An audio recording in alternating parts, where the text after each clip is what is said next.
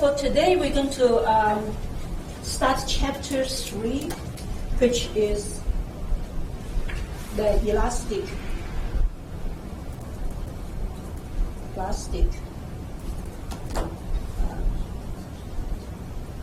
not really stress field, that's my note says, but elastic plastic fracture mechanics. So far what we have learned is we assume if you look at the equations, the yield stress never come into the equation. And we assume that in front of the crack, we have 1 over square root r. And we have, that's the crack tip and the x. And if this is my stress, we have stress shoot up very quickly as you approach the crack end, and that has 1 over square root of r singularity, that's what we say. But obviously this is not happening in the material, right? Why I say that this is not happening in the material? Because of the yielding of the material. So assume you don't have that. What happens if you have a material with stress like this? If you don't consider yielding, if you consider your stress have 1 over square root r infinity, what happens to the material?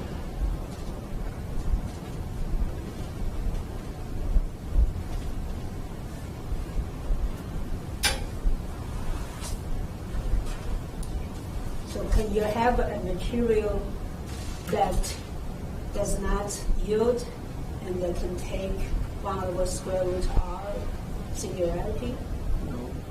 Probably not, right? So what that means is you have a perfect material, you just need to poke a tiny hole, and then that hole will generate 1 over square root of r singularity, and then the crack will continue to propagate to break the material. So that if that is the case, nothing would work, right? So this is definitely approximation that they made. So the question is, of course, is for most of engineering material, especially metal, you will have a yield stress, and so that when that stress gets up to the yield stress, then something happens, right? So this curve is not going to continue. It's actually going to continue. It's going to cap at here. And then because of that, the stress will redistribute, and that's what we're covering today. Okay, so before I go into that, so let me go back, because I will need this stress component, so I write it down for now. So that's from what we learned for chapter 2, my sigma xx, in this case, is going to have this 1 over square root r singularity, and it also depends on the angle, right? So that's basically, at any point I have theta and r. And the times 1 minus sine theta over 2. And at that point, you will have all the 3 stress components.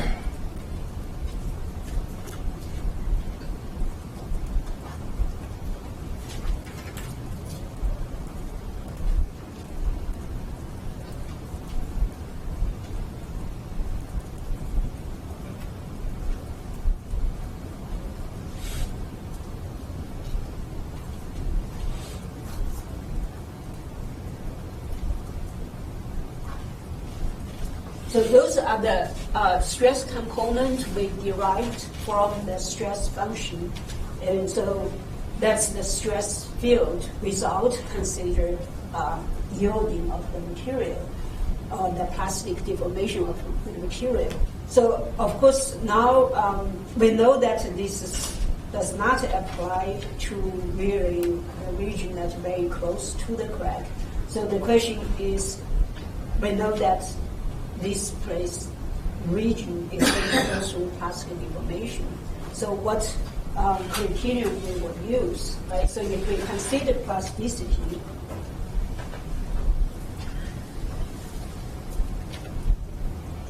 then our stress,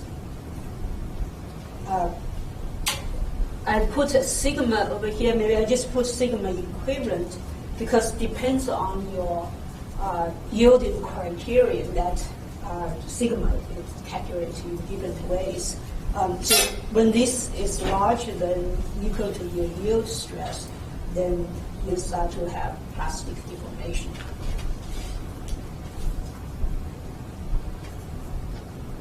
And that's the Farrier criterion that when you don't consider crack in solid mechanics, that's your very general Farrier criterion.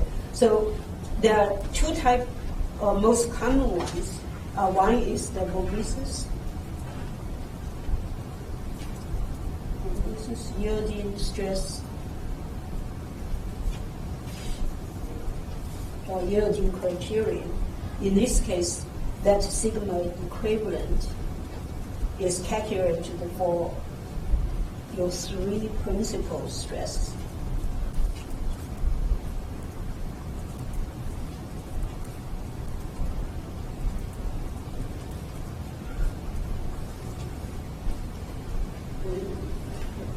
Over here, sometimes they don't, sometimes they do. Okay, so you need, based on this stress component, then find the principal stresses. Once you find your principal stresses, you calculate your equivalent stress component and compare that to your yield stress and decide whether that will give you the plastic deformation or not. How do you calculate, how do you go from here to here? What's the approach we will use? Here's a Mohr circle, right? So you have here that is your arbitrary stress state, and then you want to find the principal stress. So you draw that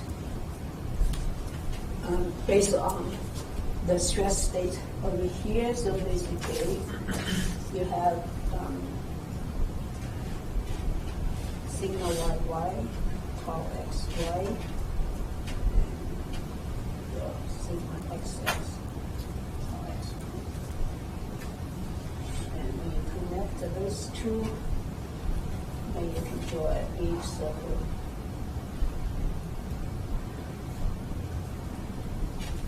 Okay. So based on that, so obviously you can calculate the R over here. What's the definition of the principal stress? The shear stress is zero. Right, that's at the plane that the shear stress is zero. So that basically is the intersection of that circle with the horizontal axis. So that's equal to sigma 1 and this is sigma 2. Okay, so to calculate sigma 1, sigma 2, of course, you use the Mohr circle. So I have sigma average, which is this guy over here. Right, so we can calculate based on this two is equal to sigma yy plus sigma xx over 2. And then the R is the radius, which is that distance divided by 2. So, or it's, let me just write it like this.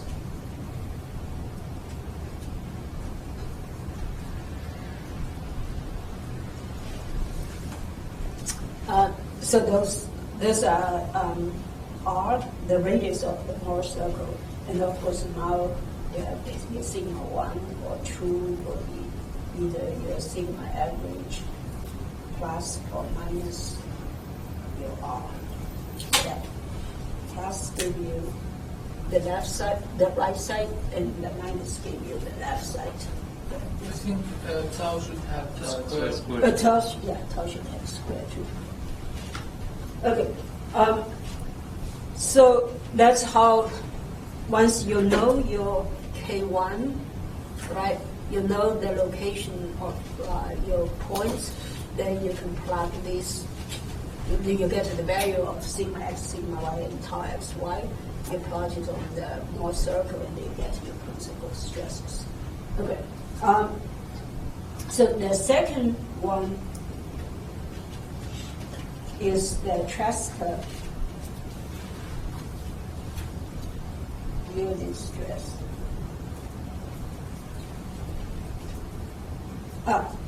Maybe before I go there, what happened to sigma 3 over here? As long as we are 2D, As long as we are 2D, we have only sigma 1, sigma 2. so what would be sigma 3? Will you ignore it, or? So we're doing plane stress, right? Right, so it will depends on whether it's plane stress or Plane plane strain. strain, right? So maybe I should continue this discussion. So if we have plane stress, my sigma 3 is equal to 0, right? So what happened, so really what you do is actually your sigma 3 is right at that point, okay? If you have plane strain, then your sigma 3 is equal to mu of sigma 1 plus sigma 2, right? And usually, so where does that fall into the Mohr circle over here?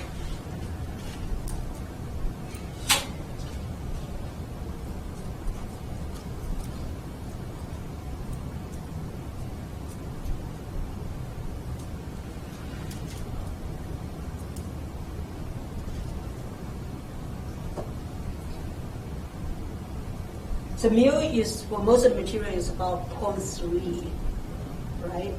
So if this is 0.3, where does sigma 3 fall into this Mohr circle?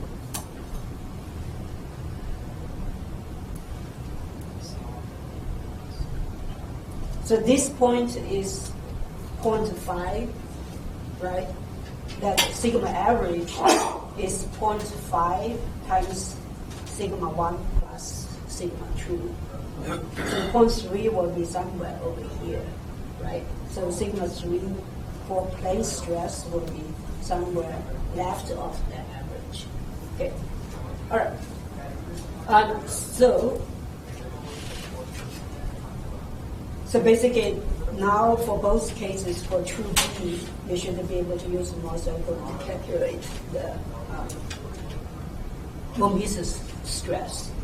So for Tresca, yielding criterion, that is basically is also sometimes is called maximum absolute shear stress criterion. So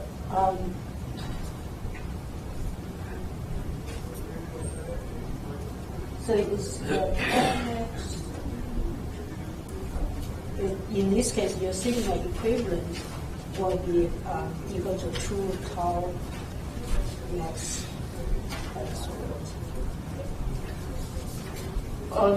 How do you calculate your tau max absolute? Is if I only consider sigma 1, sigma 2, I have this Mohr circle. Where is my tau max in this case? In this Mohr circle over here. Is that if I go from sigma average and go straight up, that's my tau max, right? But in this case, that tau max is just in the plane of sigma 1 and sigma 2. That's a 2D problem. The reason I have absolute over here is actually I have a 3D problem. So the 3D actually will be have, maybe I should redraw it over here.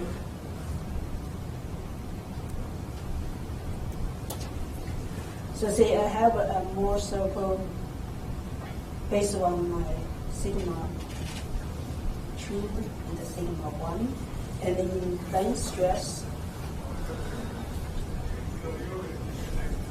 I have my sigma 3 over here. So any combination of these three stresses give me a more circle. So between sigma 2 and sigma 1, I got this one. Sigma 2 and sigma 3, I get a small one like this. And then sigma 1 and sigma 3, I got a big one that covers those two. So my circle looks awful, but you get the idea. So the absolute, tau max absolute is basically the radius of the biggest Mohr circle you have out of those three principal stress. For plane stress, for plane strain, of course, is a little bit different. Because I have sigma tau,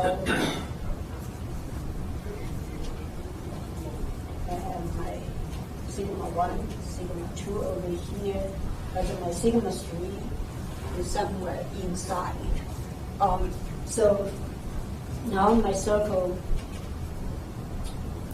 goes like that,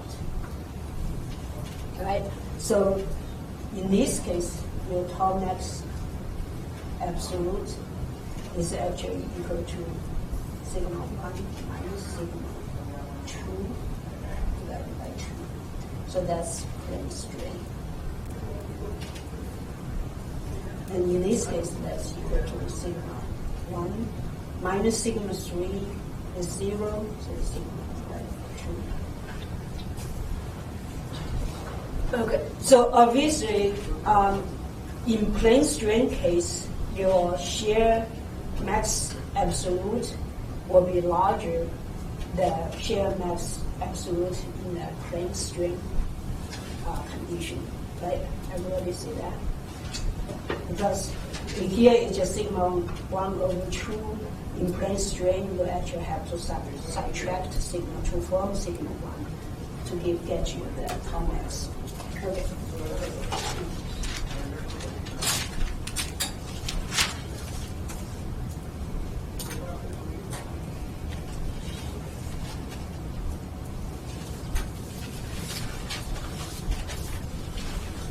Okay, so let's go with the von Mises yield stress first, and then to see, based on this criterion and then based on this stress field, what would be the plastic zone size. So in this case, you probably kind of could guess that the plastic deformation is not going to be along a line, it's actually an area, right? So basically, we will see what the area look like, but it's most likely kind of a bloom around the crack. Okay, so let's go with the von Mises.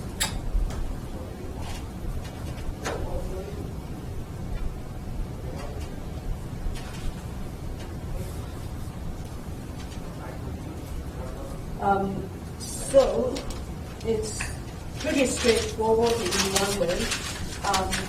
We will just calculate the sigma 1, 2, and the sigma theta. So sigma average is equal to sigma xx plus y over 2. And we have over here, so we just add these two together and divide by 2. When we add those two cancels, so that is equal to 1 square root.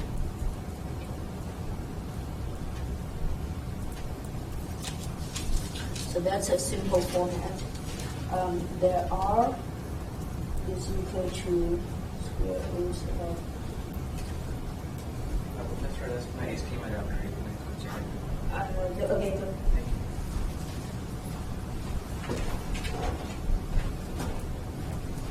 Okay, and again, that you just plug in all those numbers, and so you, since both of them have this K1 over square root 2 pi r, you can take that out of the square root, and then you get, so this one minus that one will be cosine square theta over 2.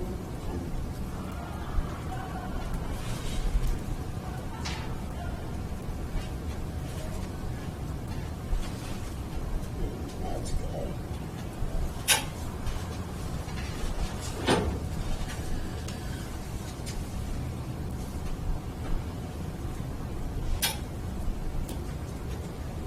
Okay, so actually, I could have taken cosine square theta over 2 out as well.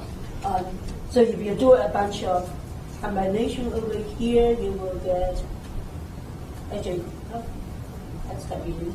So cosine square theta over 2, sine square theta over 2, you can take it out, and then you end up with sine square 3 theta over 2 plus cosine, and then that gives you 1, right? So that gives you K1 over.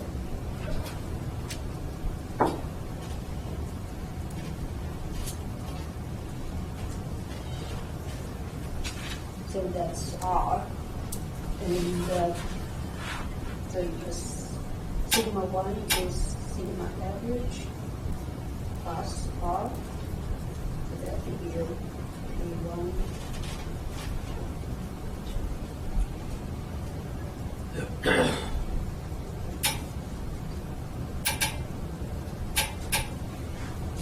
And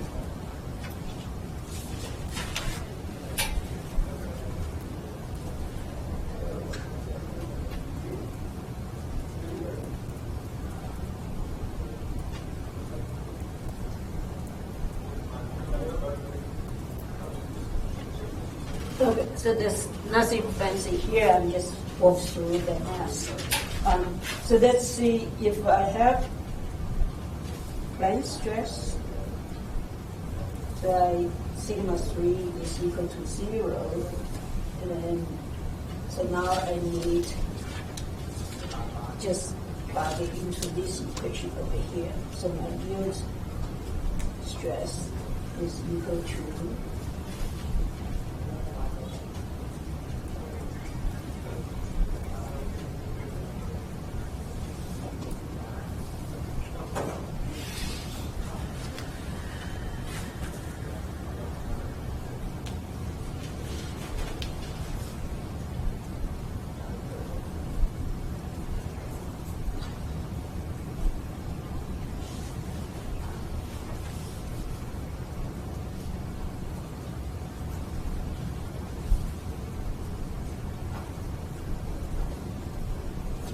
okay.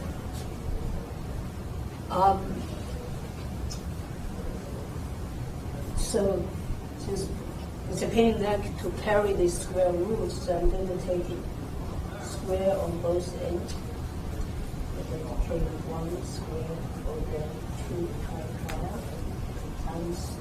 So if I do a bunch of manipulation, what I will end up is I will equal to cosine square theta over 2 times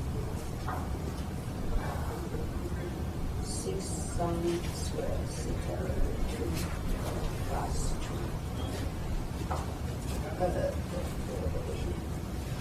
So that's 2 give you 4. So from that, of course, you can do a little bit more. So in this case, my cosine square theta over 2, you can change that to cosine theta plus 1 over 2, and sine square theta over 2 is equal to. You plug it in there, and do a bunch of manipulation. You get K1 square over 8 pi r.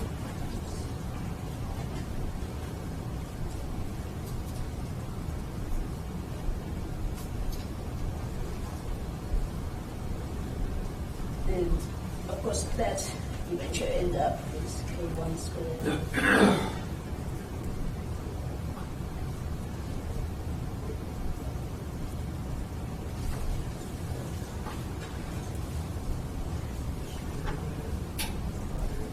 Okay, so that's as far as I can go. So, so this is my yielding stress.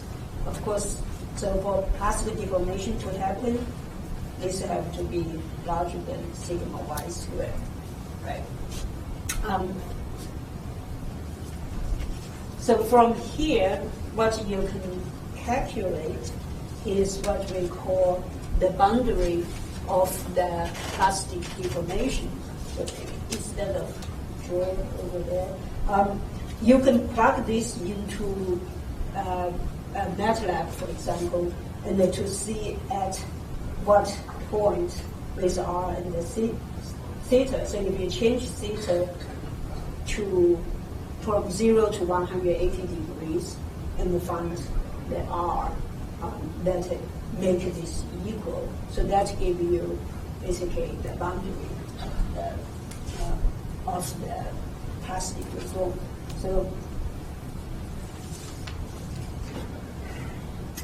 So your RP, so basically, that's your crack tip, and then that's what we call the plastic absorption.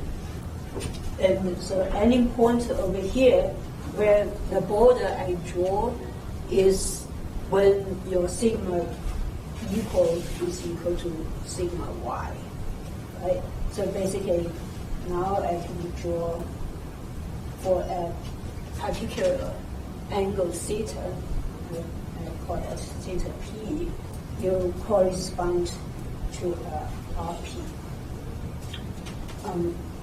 So your RP, based on this equation, will be equal to 1 over 8 pi times 2 plus 2 cosine theta p.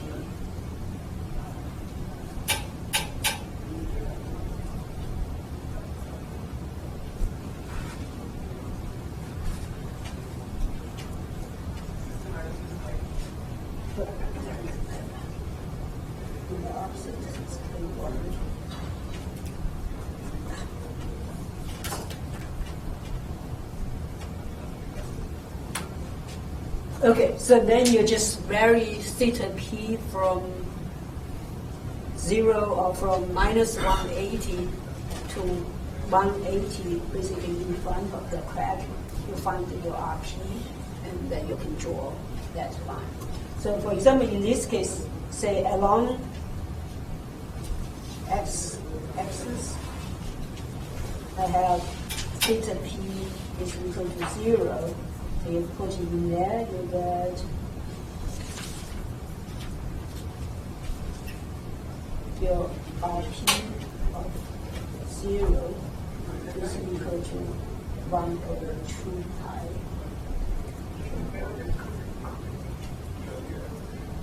So that's 0, that's 1, so it's 4, 8, yeah. So that's what you get. So now you can see that the boundary, so that point obviously is that point over here. So now you can see that the boundary of that plastic zone is related to, of course, your stress intensity factor and then your material property. So that makes perfect sense, right? Because that's how you determine, or how the material decides whether to go through yielding or not. Okay, so that's for plane stress.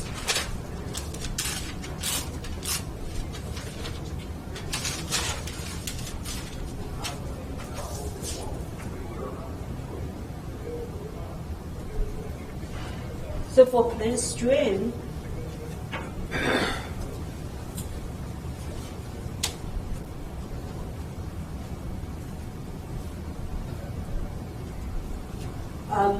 we have F3 equal to 0, as we said, and then we have sigma 3 is equal to mu of 2.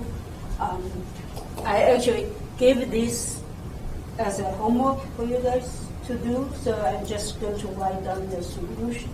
So in this case, your RP of theta is equal to 1 over 4 pi K1 squared.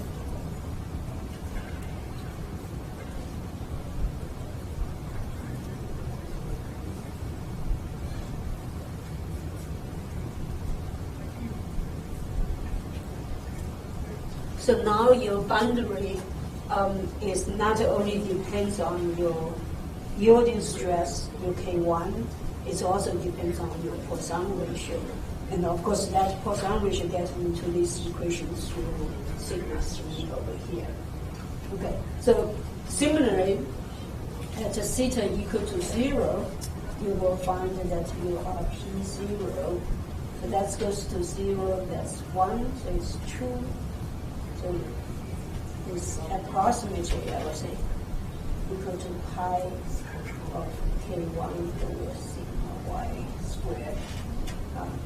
If there is 8.33, which is a common, for most engineering material, especially metal, is around 0.3, so that's good approximation. So if you compare this. Is that 18 pi? What's that? Over 18? Over 18, yes. So if you compare these two states, the RP in this case is 1 over 2 pi, and this one is 1 over 18 pi. So which one is larger? The first one is 9 times larger, right? So that's one of the things that very basic fracture mechanics concept is that the plane stress will have much larger plastic deformation around the crack than the plane strain.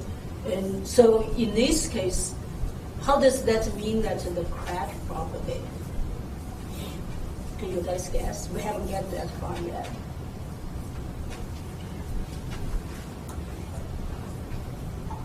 Do you think it's a crack that with a large plastic deformation zone will propagate easier than the crack that with a small plastic zone?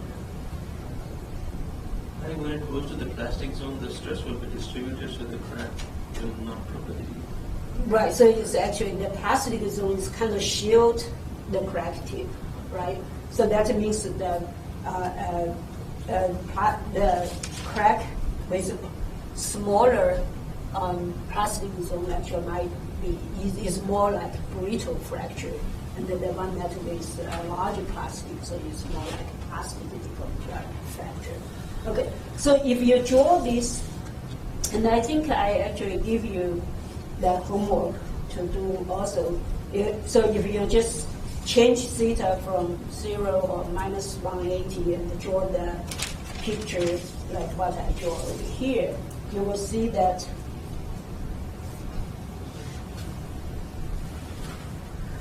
for plastic, for plane stress, is almost like a dinghy or an airport. Of course, it's symmetric. So that's the plane stress. And at that point is 1 over 2 pi K1 over sigma squared. But for plane strain, it's more like a kidney.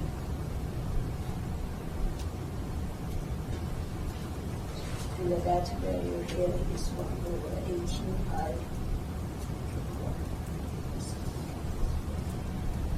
So that how much difference between plane stress and plane strain. Now, there are a lot of times, if you look at, for example, a thin sample, obviously we'll know that for thin sample, usually you can treat it as plane stress. And for a thick sample, you treat it as plain strain. That's what we have been talking about.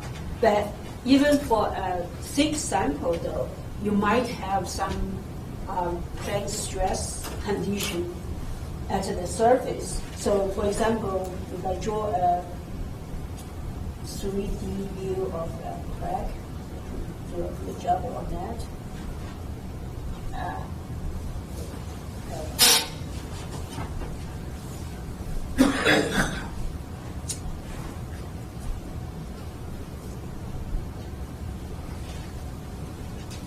Okay, so I have a thick sample with an edge crack. So the edge crack is like that.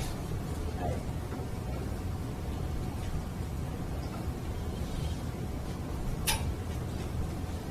So I essentially have a crack front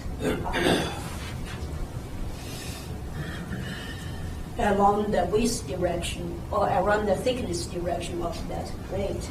On the top surface, what kind of stress condition do I have?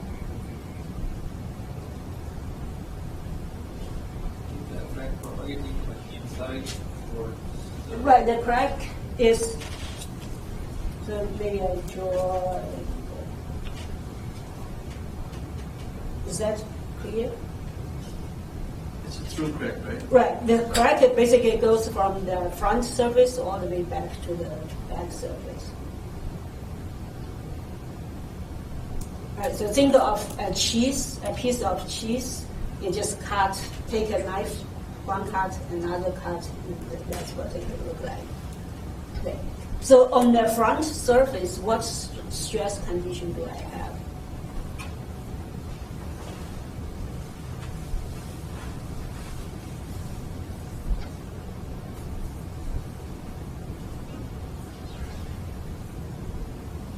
If I take a look at that surface over there, what stress condition? Do I have sigma 3,3?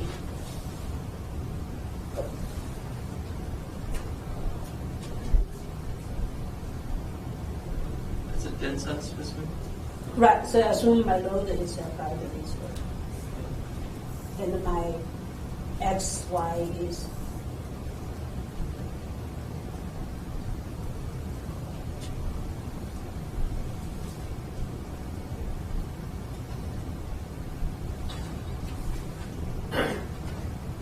Taken as plane stress because there's no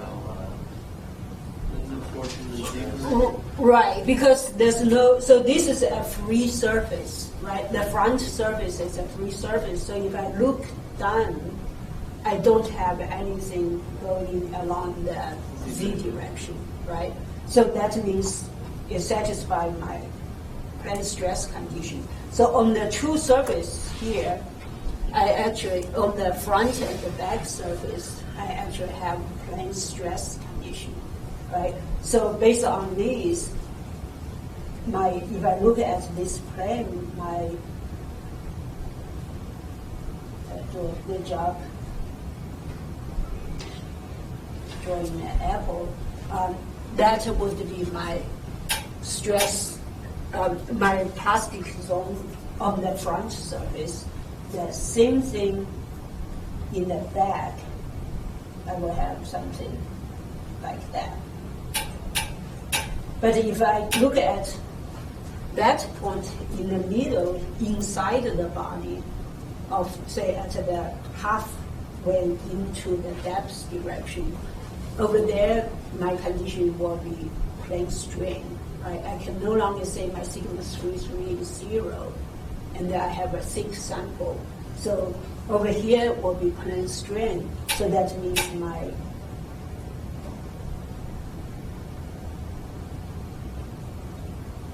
plastic deformation will be much smaller over there. So what you can think of if, and of course this will be depends on how far into the material I have.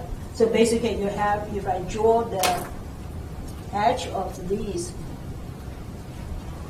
boundary, so now I have basically a plastic deformation thing that goes like that.